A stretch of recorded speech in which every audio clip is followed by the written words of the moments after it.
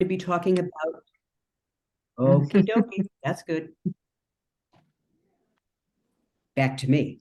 We're going to be talking about organization life cycles and evolving roles. I will present in the beginning about the board responsibilities, and Connie will then take over and talk about the life cycles and evolving roles of board members. And what we'd like to do today is try to create a back and forth conversation. So if questions come up, and Connie and I will ask you if you have any questions, we'd like to make this a dialogue so that your questions get answered and we provide you with the kind of information that you'd like. Is that agreeable with everyone? Sounds good. Okay. The nonprofit board. Oh, you know what? I need the first slide. Yeah, there we go. Stephanie's running the PowerPoint. Yay. God, there we are. Okay. The nonprofit board is a board of volunteers who contribute their time, expertise, and energy to provide leadership and commitment to a nonprofit organization. And as such, there are 7 basic board responsibilities that I'm going to talk about today to just make clear what it is that the board needs to be doing. And this is really important for you to know because oftentimes boards are not clear about what their responsibilities are.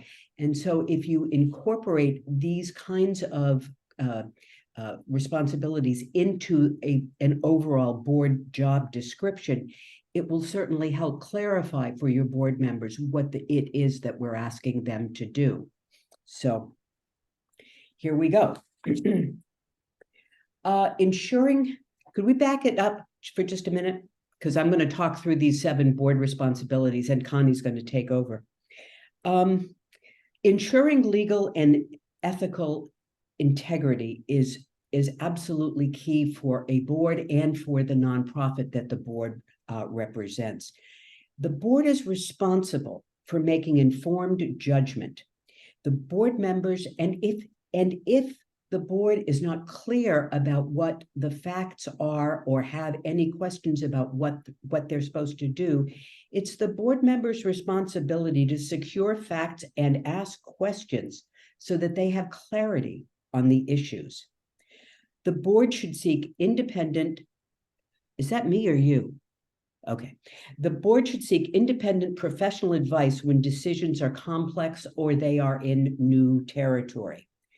Board members are responsible for 2 facets of legal compliance with regard to their ethical integrity. One is to ensure that accurate information and reporting systems exist.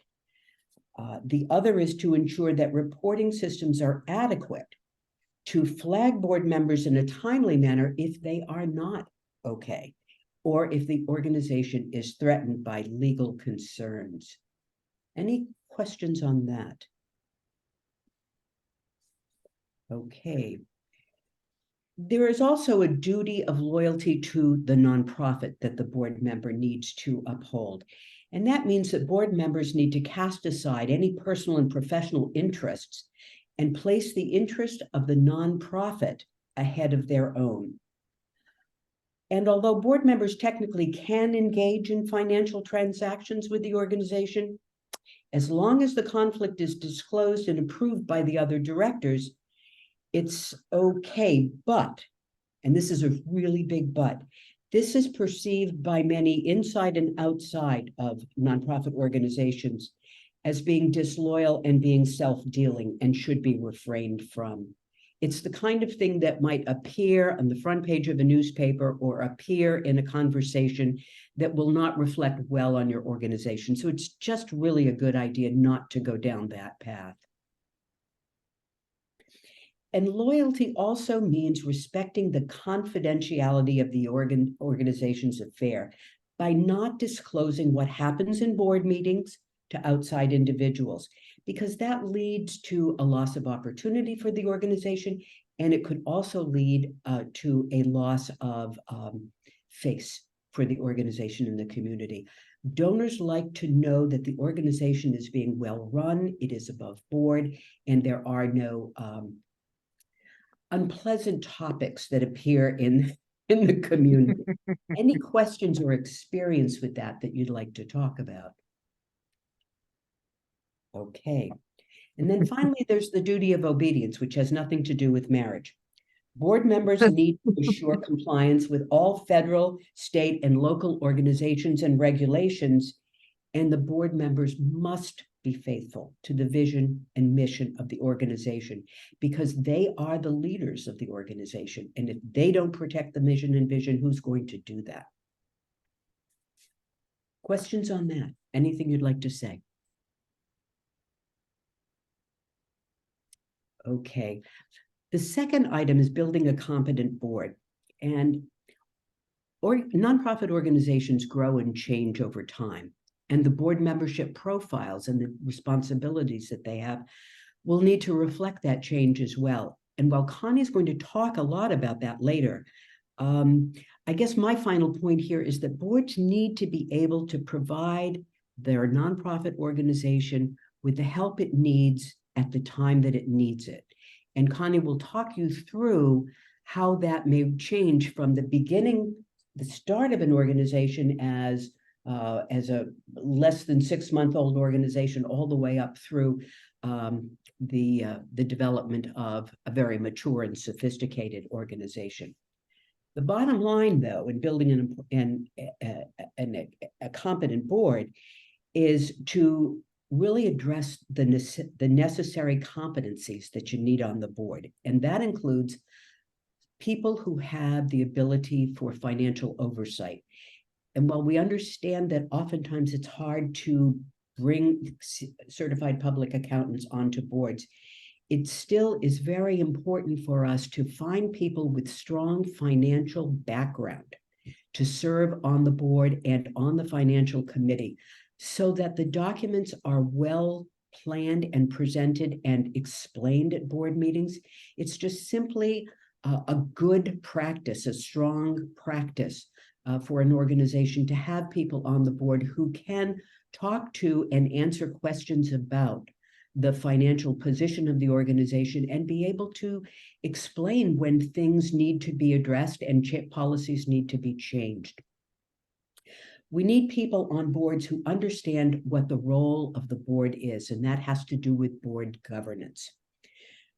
We need people who understand strategic planning and the importance of strategic planning on a board. The purpose of fundraising, marketing, and community outreach. We need people on the board who understand those areas. And I'm going to talk a little bit more about that. The nominating committee is responsible for bringing new members onto the board. And Connie and I could tell you some horror stories about organizations that do not take this responsibility and extend it throughout the year. Really, the nominating committee should be working year-round, identifying people who meet the needs of the organization, of the board. And they should be doing that on a regular basis because nominating people to a board is serious business. And one of the things we want to be sure of is that the people who take on the responsibilities understand what their responsibilities are. Many times we've sat in board meetings and someone will say, well, my next door neighbor's pretty interested and I could just reach out to him or her and bring them on board. No, the nominating committee needs to understand what the resources are that are needed on the board and needs to recruit potential board members around those needs. Any questions on that? Have any of you had experience with that? Yeah. I just had a question. Is there a like a standard number of board members that you should be going for? When Connie, you can jump in on this too. It really depends on the organization, the size of the organization. The larger the organization, oftentimes the larger the board because you need more people helping out. I would say an adequate board would be somewhere between 8 and 15 people at this point. What would you say, Okay, Connie? that's helpful. Thank Yeah. you. Yeah, I would say, and you generally want to have an odd number. So if you have full attendance and you avoid Right. tie votes and things. Mhm. But yeah, I agree. I think Corrine hit it just right. Yeah. Yeah, I wouldn't refer to board members as odd, maybe an odd number. Well, Steve, that's a very good point. That's a I've good got to point. remember I would just that. say in passing, I'm with the local Boy Scout Council, and we're really a small business unit reporting to the mothership. Mhm. And we are required by bylaws to have somewhere between 25 and 50. Mhm. Those are our Wow. guardrails, and Mhm. which Yeah, is a big number. Yeah. it is. It's a So lot to manage. It's a lot on the executive director's shoulders it's to manage a board that large. it's a It's lot tough. of cats to herd. It is. It is. It's tough. I So I would say if you can avoid it, avoid that, but you can't. So there you are. we cheat toward the low end, though. Right. Good. You know, the Philadelphia Orchestra's board of directors is between 25 and 50. And then there's the emeriti, and then there's the ancillary. So, maybe you want to connect with them and see how they herd cats, because they have cats too, lots of cats. I'm a fan of the cattle prod. Yeah. Right. You and I was- Connie have much in common, cattle Yep. prod. Yep. I'm right with you, Steve. um I'll share a piece that I heard in a meeting recently that one group was looking for ways to acquire new board members for boards that have been shedding board members, and one of the things that came up was working with partners and finding people that are like their number two person, because a lot of times if you're an executive director working with a partner organization, you know the executive director really well, but you also know how busy that other executive director is. But if they have an ambitious person that wants to move up Mhm. in the world, by extending the opportunity to join your board, you get essentially the person that can put the voice in with the Right. executive director, but at the same time, you become a piece in helping that other executive director retain that person, allow them to grow individually. And so connecting with partner organizations and seeking out maybe their number two or number three person might be a good way to add new board Mhm. members and still get a voice within the organization. Good Mhm. point. Good That point. also works with corporations where you maybe can't get the CEO or the CFO or whatever, but you can ask them, hey, could you recommend someone within your department? And again, you get the access to the organization, you get funding, you get advice. It's all good. And the person is, as you say, moving up a little bit. Yeah. Okay, I'm going to move on to determining mission, vision, and purpose, ensuring effective planning and monitoring program and service quality. We start with the strategic plan because that's really the important driving tool for an organization. It's the roadmap. And it's within the strategic plan that the organization agrees on what its focus and aims are, and it has a multi-year guide to drive the process. So the board needs to be an integral part of that as the major leader of an organization. And the strategic plan needs to include an understanding, a vision of what the future initiatives and the overall steps are going to include, such as goals, objectives, strategies, action steps, outcomes for sure, because that's what donors look for. They want to fund outcomes, and metrics to measure progress, timelines and budgets. Connie and I have found that timelines are very important in a strategic plan because they provide a start and an end date for when a project should begin and when it should end. Not too long ago, I did a strategic plan for an organization whose timeline included within the next 5 years or within the next 4 years. And we had to button that up a little bit because that was a pretty wide timeline. The thing is, you want to create a sense of urgency about the timeline so that people get to the task, because as you continue to look at what's involved in completing your objectives, you may have to put some things off for a while you respond to a particular issue or question or whatever it is that's going to affect that objective. So the strategic plan doesn't have to be embedded in stone. You can change the timeline, but you still need to replace it with another timeline so that things get done. Otherwise, they don't. A successful process, strategic planning process, begins with examining the internal and the external realities. And sometimes that involves doing some, doing a little survey of what your stakeholders outside in the community feel. It focuses on priorities. It helps anticipate and proactively respond and adapt to change. It's relatively general in scope, and it focuses on broad, long-lasting issues that need extra attention. And I know a lot of you have been in our strategic planning program, so you probably find this a bit repetitive, for which I apologize. Any questions? Okay. Moving on to I'm sorry, Corinne, I couldn't unmute in time. okay, So, yeah.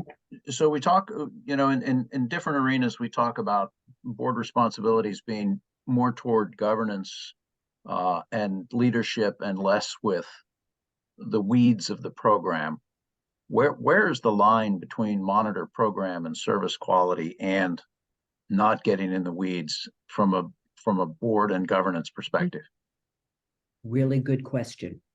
To start with, Steve, as you know, the board hires the executive director.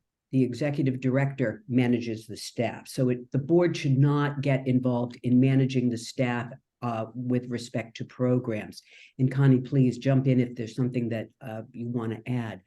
So issues that have to do with programs, I think the board's role would be to agree that this is a program that they want to implement, take a look at what the parameters of the program are at the very beginning, and what the measurements are and what the hopeful outcomes are. At that point, I think then the board's role is to step back and assure that those goals are being reached. Exactly. And another aspect of that, in terms of the monitoring the service quality, could be the board saying, well, let's do a survey, or do you have a satisfaction survey in line for this program? And then the board maybe, or ideally in an organization with such a big board, you'd have committees as well. And you would probably have a program committee, and the program committee then would ask to see the results of the survey, for example. It might come from the board initially saying we want a survey done, but then it would delegate down to a committee to get a little more in the weeds, because committees can get a little more in the weeds, to then review those results and identify any changes or discuss with staff what changes you might want to make. Okay. Does that answer your question? It does. Dump it on the program committee and make them responsible. Well, yeah. Because having the committees enables the board not to get in the weeds. Right. And again, it is appropriate for committees to get a little in the weeds. That's where, you got to really manage a committee. The executive director and the staff really, and the chair really have to manage the committee well, because it can get too much. But again, the committee is advisory, but also a little bit hands-on. Okay. Thank you. Good point. Okay, we're on number 4, protecting assets, managing resources wisely, and ensuring fiscal oversight. This is a pretty big nut for the board. The financial budgeting, reporting, and monitoring issues. The board approves the annual budget. Usually the staff will present a budget based on their needs from their perspective, submit that to an executive director. The executive director will view it and share it then with the board. The board monitors financial performance against the budget, at least quarterly. This should occur. And significant variations are explained at that point in board meetings. So this goes back to my original point about it's really important that there are people with financial acumen on the board, because they need to be able to answer these questions that other board members raise. The board needs to really understand the budgetary process and how the budget works. An annual external audit is conducted by a certified public accountant who is hired by the board and reports to the board. And Connie may be able to speak more extensively on this. It's my understanding that the board hires the CPA, but the audit committee works with the auditor and reports to the auditor, who then reports to the board. Is that how that works, Con? Well, the audit committee is charged with selecting an auditor. Okay. The board, you're right, the board would hire the auditor, but the audit committee would make the recommendation. And they're also responsible for reviewing the audit in detail before it even goes to the board or the finance committee. A lot of times it goes then to the finance committee, and then the finance committee then passes it on. So yeah, that'd be the role there. Thank you. Thank you. With respect to internal controls and financial policies, the board approved policies would regard internal controls, purchasing practices, reserves, and investment of nonprofits' assets. The administrative policies might include crisis and disaster planning, cybersecurity, succession planning. And then the final piece here is risk management and insurance. It's really important for the board to periodically take a look at the organization and ensure that you are and ensure that the organization has insurance against such risks as liability, D&O officers insurance, those kinds of things. That's the board's job, to do that, to make sure that the organization is appropriately insured. Any questions there? Okay, moving on to ensuring adequate resources. That's all about fundraising, and some people are surprised that adequate resources is the board's job responsibility, but it is. And the board needs to do a couple things. One, to begin with, to be successful in fundraising, you need to have a compelling reason to give, a compelling reason that moves the donor to reach into their pocket and make a gift to the organization. That would include a strong case for support that addresses the needs of the clients that are being met by the organization, specific goals, clear understanding of what the donor is being asked to support. And this is really important because donors need to know how their money is going to be used before they're going to be willing to spend it. You need a solid plan for meeting goals and completing the defined work, and evidence that the gift will have meaningful impact. The other thing the board needs to help with is creating meaningful cultivation and relationship development. That means using methods to promote relationships with major donors. The board will focus mainly on developing relationships with the major donors. That's one of their responsibilities. They want to understand a donor's motivations in their frame of reference. They want to have evidence of other support, because no donors want to be the only donor in, unless of course it's a funded chair at an organization. So the donors want to know that there will be opportunities for recognition, because some donors like to be recognized. On the other hand, some donors do not, and we need to understand and respect their need for privacy and wanting to make their gift anonymously. And the board needs to be involved in avenues for involvement and meaningful participation. The bottom line really is that of all of the money that comes into a nonprofit organization, 20% of the funds in that pocket of money will come from 80% of the donors. On the other side, 20% of the donors will be major donors in an organization, and they will make gifts that approximate 80% of your contributions that year. Those are relationship-based and major donors expect that board members will be the ones who create that cultivation and relationship process. They're looking for a peer-to-peer relationship. Board members give their talent, their treasury, and their time, so they are in a good position to be able to ask a donor to give their talent, their treasury, or their time, unlike those of us who are on staff.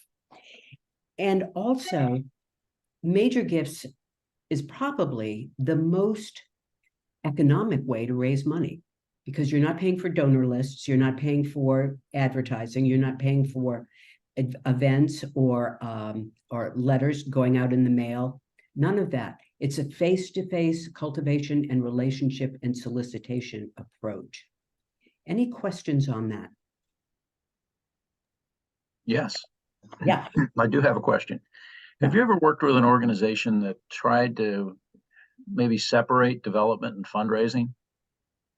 Maybe run two parallel groups, one focused on major gifts and corporate relationships, and the other focused more on, say, special events and retail fundraising? Yeah, both Connie and I have. Mhm. How does Yeah, that work? absolutely. It actually is, as your organization gets more sophisticated in fundraising, it's actually a very good way of doing it. Because you put on the major, you have and it's typical and also in a capital campaign to have various subcommittees handling different kinds of donor acquisition and solicitation.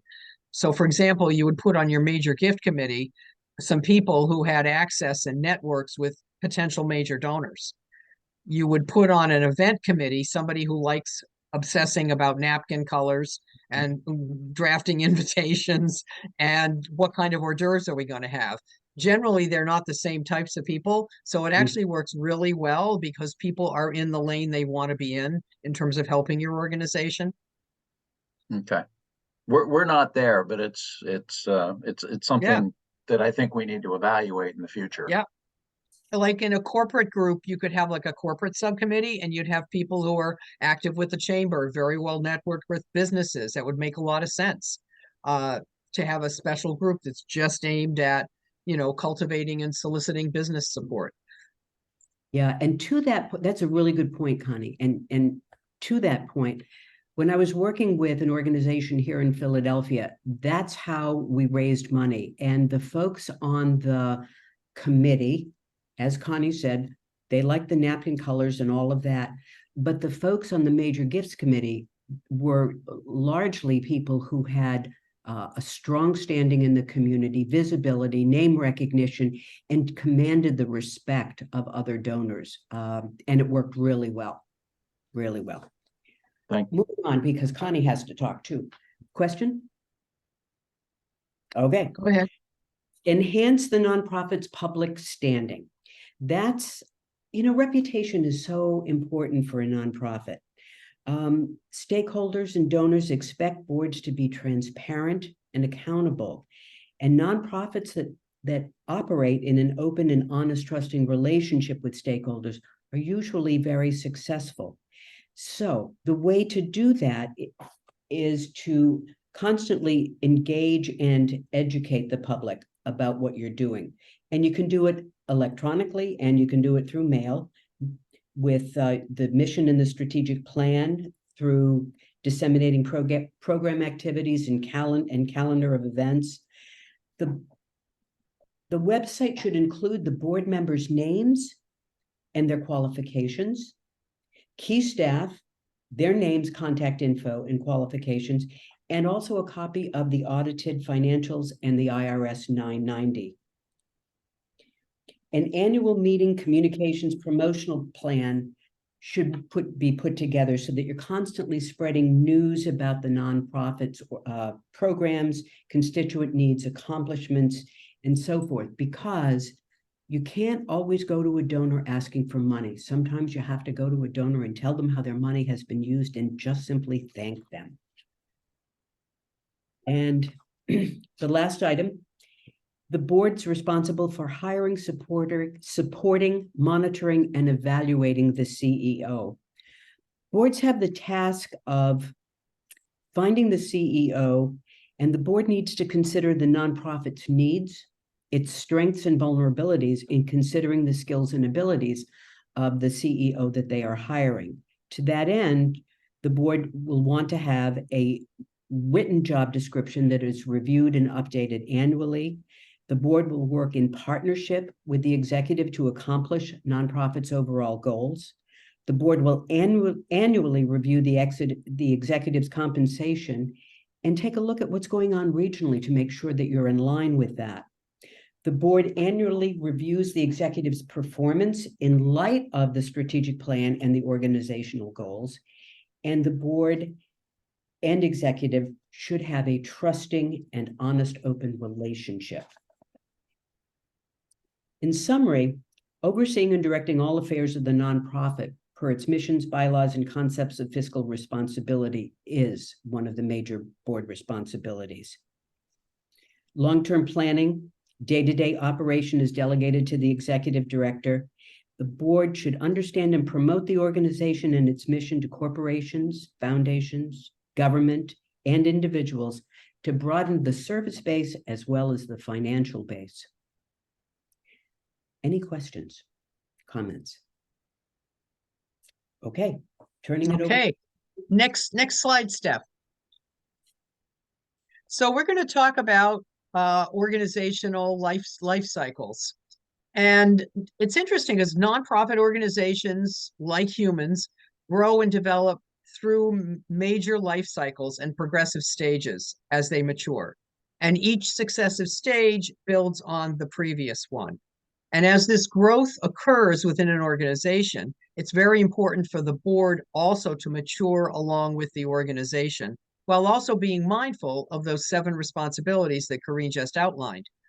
It's very much like being a parent. You know, being a parent to a 2-month-old baby is very different from parenting a 5-year-old, which is certainly different for a teenager.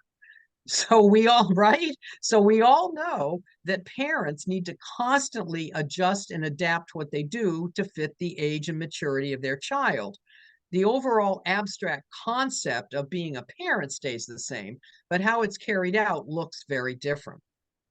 And likewise, it's important to pay attention to a nonprofit's life cycles, as the roles and activities of the board should also change as the organization matured.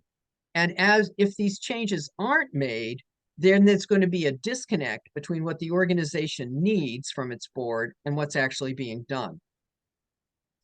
Many times when people have been on other boards, they just assume that joining a new board is going to be just like the old one. And as you can see, that could be a huge mistake. You could have a board for a younger organization that's very hands-off because they've only been on big organizational boards, whereas Steve was commenting, they need to not meddle in operations. But in fact, it's a young organization and all hands are needed on deck, and they do need to meddle in operations because there's no one else to do it.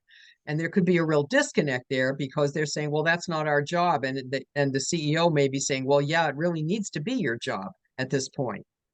So it's real important to pay attention to this. And we're going to look at each of these cycles. In this handout, there's a variety of different models, but they all basically show the same thing. It's also important to remember that an organization can be old year-wise. In other words, if you could have a 20, 30, 40, or even 50-year-old organization, but because of the way it's been run and the things they've done, they may not at all be in that phase 4 or phase 5 of coordination and collaboration. They may be back at phase 2 just because of either who the players are or what they've been about. For example, I was very surprised. I did strategic planning with an organization that was 50 years old. They had a multi-million-dollar budget. They were incredibly well respected regionally.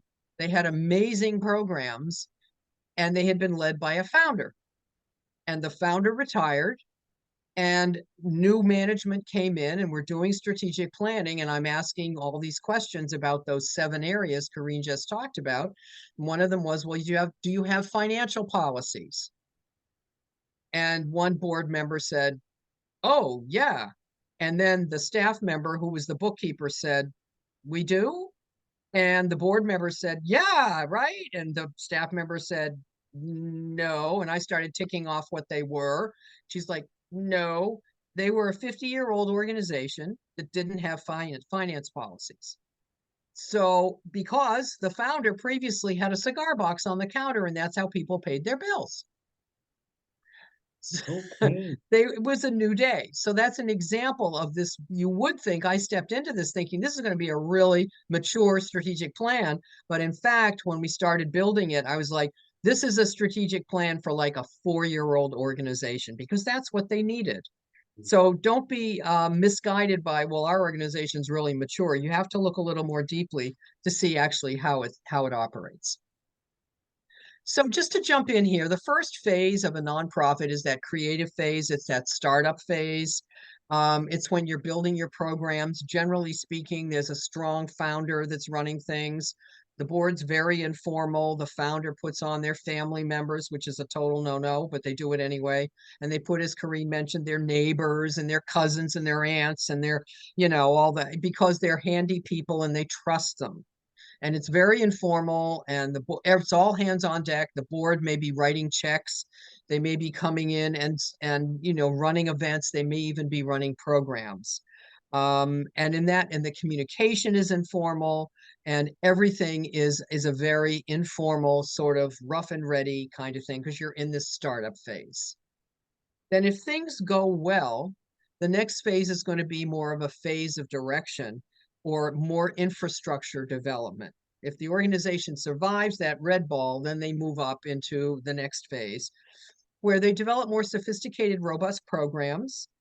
And you need a little bit more of an infrastructure at that point because the programs are that much bigger, and to enable them to grow.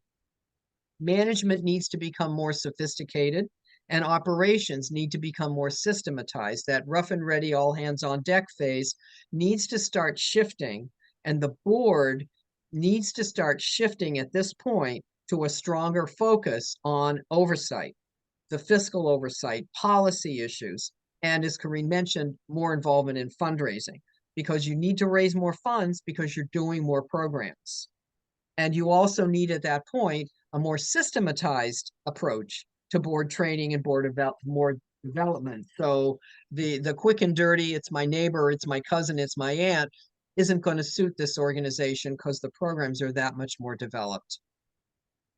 And then as the organization moves along and continues growing and the fundraising is continuing to do well and communications are going well, all of that growth may create sort of a crisis in the organization called that crisis of control, where the executive director may not have the skills needed to manage a more complex organization. He or she might have been great as a startup and have all that energy and be able to handle it, or the founder, but they may not have the ability to sustain. So it's important to recognize that more training may be necessary, or you may in fact need a new leader. One of the push-pulls that happens here often is the board and staff may long for the good old days when everybody helped out and did everything. It's also possible to have burnout at this point because people may be doing too much. So it's really important to pay attention to this. And there can also be fear that, oh, we're going to lose our culture. We're going to lose who we are if we grow and become more systematized. Oh, if we develop an online system of signing up for programs, we're going to lose that personal touch that the administrator had every time because he or she would talk to everybody who's signing up. Those are some of the push-pulls that you might hear. And that's where you need to remember the culture is who you are. That's not going to go because you're managing growth. It's just important to reassure people, but to recognize that can be some of the resistance. And that can be really, really strong resistance, especially if there's a very venerated founder or various things that you did previously that became became critically central to the organization. It can be hard to let that go. New board members coming on also may bring new ideas, which can be challenging. Yeah. Corrine, did you have a comment? Yeah, I wanted to say to your previous point, there can be board members who are venerated and have been there forever, and they carry that same clout, and it can hold an organization back. It can. It really can. Yeah. And this can be a painful process because this really is, if you look at it, it's really adolescence. And that's what adolescence is. It's like you got one foot in the old time and you got one foot wanting to branch out and do new things. If you can, and all of this is just important to recognize it so you can address it. As I often say in strategic planning, you can't fix something if you don't know it's a problem. So rather than just coexisting with stress, it's really important to call it out and say, you know, this is probably a very reasonable thing we're experiencing. And if we don't move beyond it, it's really going to hold us back. So how do we move beyond it? If you do get through that phase and keep growing, you're going to get to the point of coordination and collaboration mission impact, where your programs are really accomplishing what they need to do.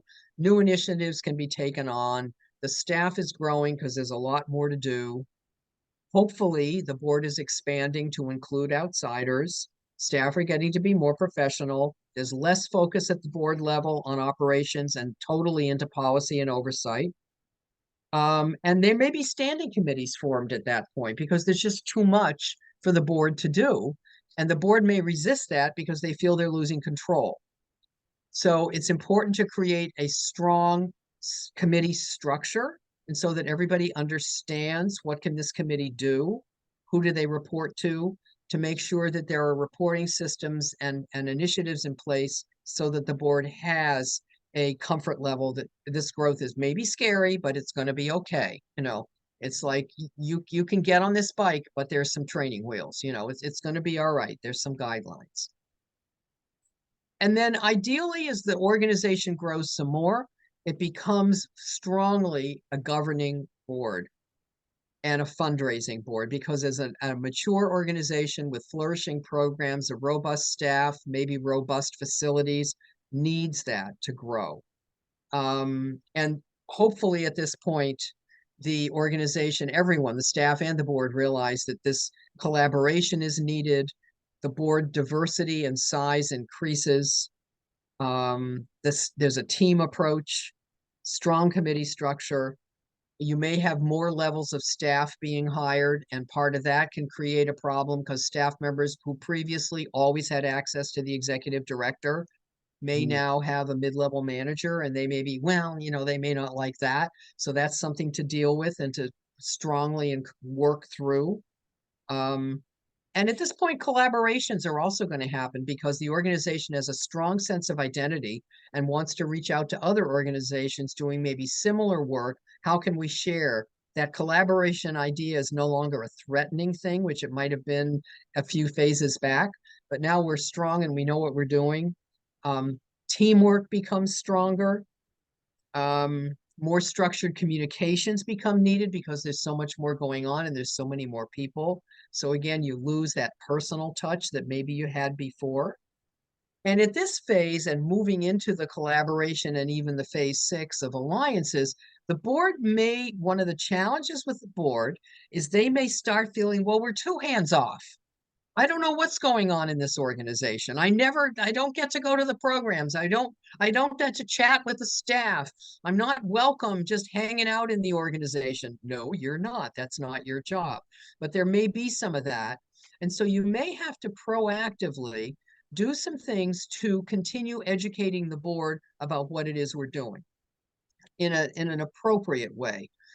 For example, one of those could be at the beginning of each board meeting, inviting a staff member to come and do a little, 5-minute presentation about what did I do this past week, or who did I work with, or create some kind of a meaningful conversation about your organization's work, and figure out some appropriate ways, depending on your mission and what it is you're doing, for board members to come and watch what's going on, or even give them a tiny role of, oh, we're going to have this parent-child event. Would you like to come and hand out balloons or something like that?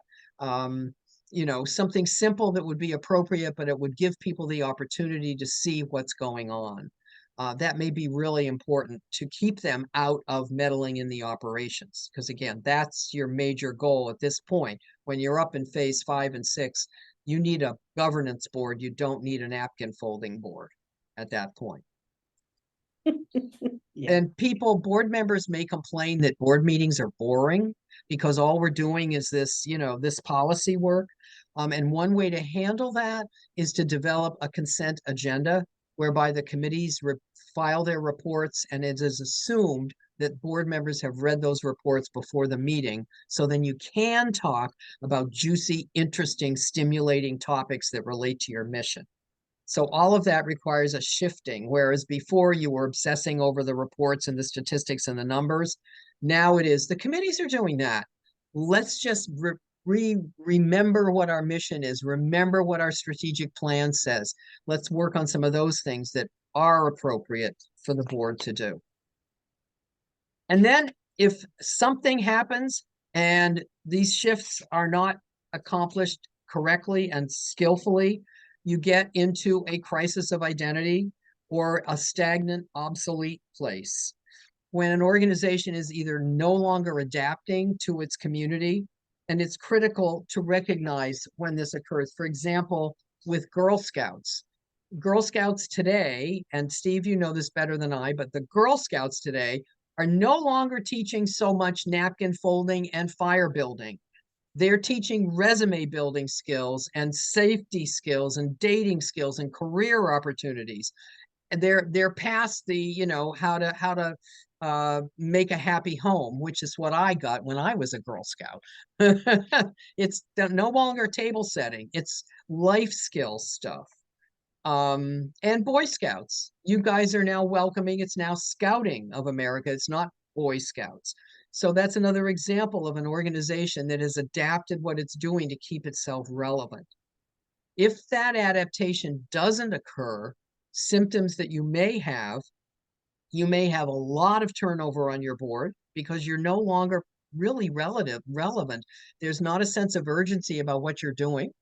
Or conversely, you may have no board turnover and you may have board members who've been there for like 20 years and Linda's nodding her head, and they come to meetings and they're like, oh, you know, right? You may have that going on. These are all symptoms that if you experience any of these, it's really important to pay attention to them. It's just symptoms of something that's not working right. Board members may become really sluggish. They're less involved. They've lost the passion they had before. The organization and the board may be bogged down in an outdated structure that hasn't grown with the organization and that's holding them back. And the executive director may feel A, that he or she is doing everything, or B, that the board is so micromanaging him or her, they're not letting the job get done. They're either very hands-off because they don't understand what their jobs are now, so they're like, well, I'm not welcome, I'm just not going to do anything, or they're very micromanaging in an attempt to do something and be useful. So again, those are just symptoms of that challenge where things need to change. And if that can't be worked through, which a lot of times it can be, if that can't be worked through, oftentimes an organization will then simply fold because, or they may merge with another stronger organization because they may still have a strong program, but they just don't have a strong organization and an infrastructure. So you could join with another larger organization that did have that and continue to have the program run. So that's sort of a broad overview of those various stages. Does anybody have a sense where your organization is in that landscape that you'd like to share? Where do you think you might be? Tim, I bet you've got an idea. No?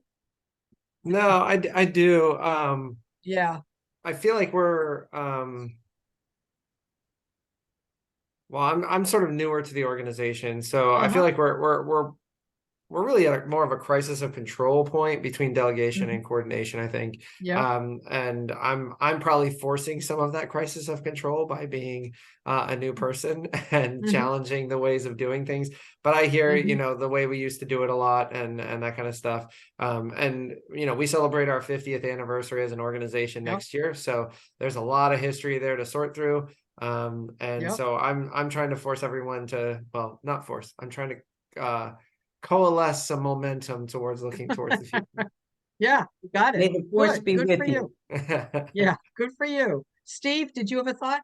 Yes, and it's a bizarre thought, I think, and that's why I'm going to say it out loud. In many ways, I think we are at a crisis of identity. And I move into the chair role in February. And, you know, when I look at goals and objectives for the next 2 years, not for our organization necessarily, but for the board, I think what I'm going to end up doing is forcing a crisis of control. Mm-hmm. Mhm. Maybe that's the storming stage of team development and we need to go Mhm. back there. Yep. But as I listen to you and look at this, that's what occurs to me. Mm-hmm. Yeah, I understand. And especially with that's a big change to go from Boy Scouts, BSA to Scouting of America. That's a huge culture shift. And it's not surprising if you're experiencing some growing pains. Yeah, I'll tell just parenthetically, I'll tell you the name change is not complete, but Uh-huh. you will see it completed in the next 2 Okay. years. Okay. Linda, how about you? I think the organization that I'm on on the board is also a longstanding organization, but I think they're really in trying to grow. Like we at our board meetings, like you mentioned, a staff member reports Mhm. every month about what they do, not only also to educate the board because Right. there are a number of programs going on that we are not hands-on Right. with, right? So Right. so it's Right. a great educational tool for the board. Plus, there's some accountability for the staff as well. Mhm. Yeah. So Yeah. I see us, we've had some longstanding board members who are now off the board. So we're struggling. That's why I asked the question about numbers. We're struggling to bring new people onto the board. Yeah. Mhm. But Mhm. the systems are in place. Like you can't stay on the board forever, right? You have to go off, Good. Good. Good. for a Yeah. number of years before you can come Yeah. back on and all that. So I see us as really like growing, and I think there's really good steps in place already. So I'm excited for where we're headed. And every time like Yeah. you say something, I'm like, oh, we do that, or oh yeah, we could do that. Good. Like, yes.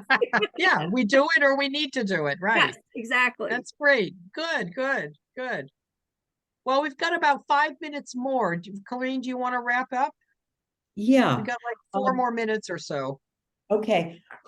I'd like to ask you all if there are topics, issues, suggestions that you might have for future programs. Are there things that you want to know that we have not addressed or that you would like to be addressed or have addressed?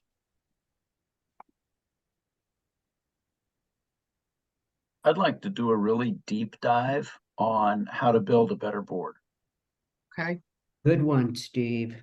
Yeah, we can do that. That's great. Yeah. And Yeah. now I'm thinking of it more from the governance perspective than the Mm-hmm. hands-on perspective.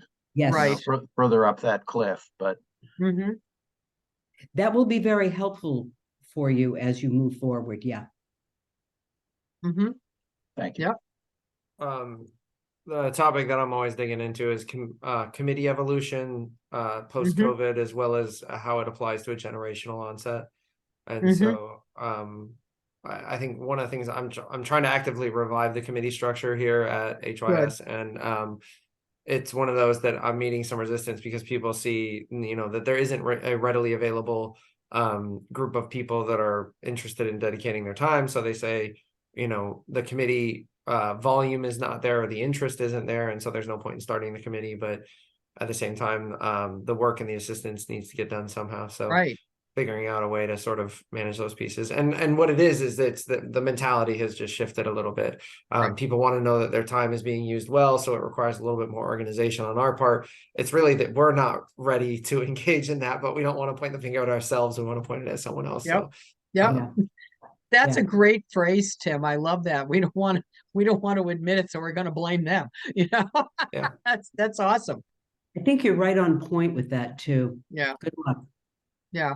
Yeah. And unfortunately, it's so funny. I've heard from a couple organizations recently that they didn't want term limits on the board because they figured they couldn't recruit other board members.